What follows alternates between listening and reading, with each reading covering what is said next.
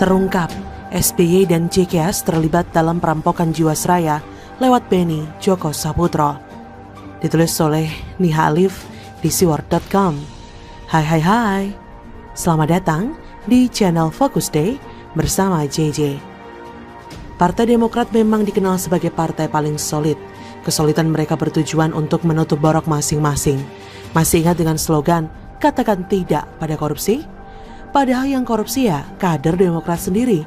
Ini makanya ketika Jokowi hendak membuka kasus Jiwasraya yang merugi sejak 2006, SBY beserta kader Demokratnya bak cacing kepanasan.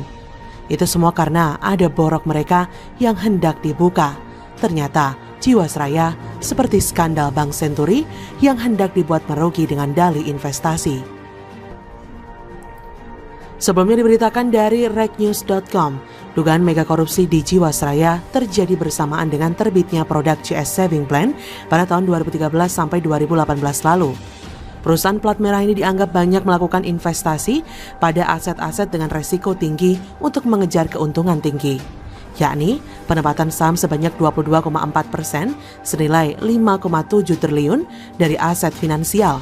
Lalu penempatan reksadana sebanyak 59,1% senilai 14,9 triliun rupiah. Akibatnya, PT Asuransi Jiwasraya sampai dengan Agustus 2019 menanggung potensi kerugian negara sebesar 13,7 triliun rupiah. Produk itu menawarkan presentase bunga di atas nilai rata-rata berkisar 6,5% hingga 10%. Berkat penjualan produk ini, Persero memperoleh pendapatan total dari premi sebesar 53,27 triliun rupiah.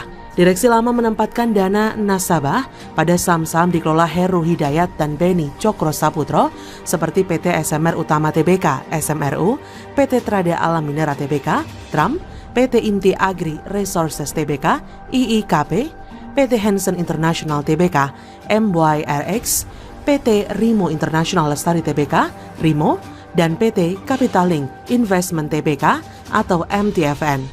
Dilansir dari koranbogor.com, tim audit Badan Pemeriksa Keuangan BPK menyebutkan bahwa investasi Jiwasraya pada MTN Hansen senilai 680 miliar rupiah beresiko gagal bayar. Pemilik PT Hansen International sendiri adalah Beni Cokro Saputro.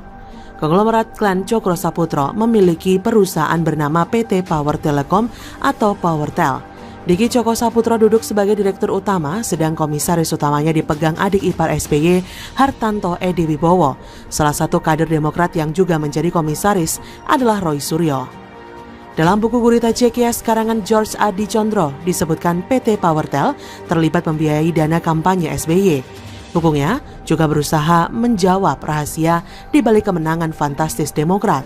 Suara pemilih Demokrat naik 3 kali lipat dalam satu periode pemerintahan, dari sekitar 7% menjadi sekitar 20%. Konglomerat klan Cokro Saputro memiliki perusahaan bernama PT Power Telecom, Powertel. Diki Cokro Saputro duduk sebagai direktur utama, sedang komisaris utamanya dipegang adik ipar SBY, Hartanto Edi Wibowo. Salah satu kader Demokrat yang juga menjadi komisaris adalah Roy Suryo. Dalam buku gurita JKS, karangan George Adi Condro, disebutkan PT Powertel terlibat membiayai dana kampanye SBY. Bukunya juga berusaha menjawab rahasia di balik kemenangan fantastis Partai Demokrat. Suara pemilih Demokrat naik 3 kali lipat dalam satu periode pemerintahan, dari sekitar 7% menjadi sekitar 20%.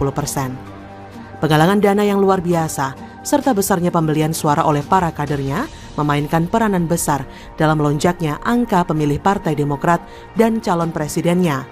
Kemenangan Susilo Bambang Yudhoyono SBY bukan hanya karena kehebatan karismanya, tapi juga luberan dana jutaan rupiah yang dikemas oleh Fox Indonesia lewat iklan-iklan di media cetak dan elektronik, dan dibarengi dengan klaim-klaim kesuksesan periode kepresidenan SBY yang pertama.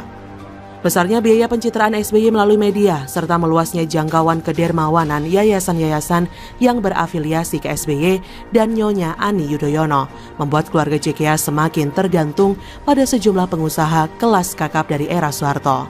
Mereka antara lain Syamsul Nur Salim, Harta Timur Daya, dan kelompok Sampurna, maupun perusahaan yang muncul di era SBY seperti PT Powertel dan Batik Alur milik Cokro Saputro. Dalam tulisan lain, George Adi Condro juga menyebut beberapa proyek besar diberikan Hatta Rajasa kepada PT Powertel.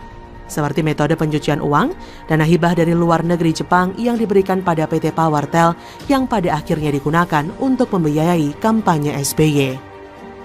Dari sini terlihat benang merah hubungan Cokro Saputro dan Cikeas.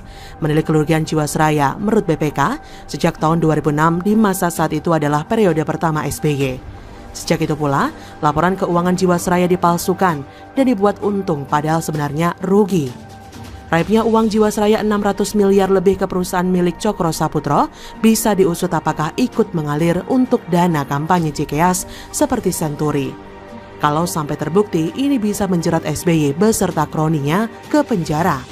Makanya, kader Demokrat meradang dan hendak membentuk pansus.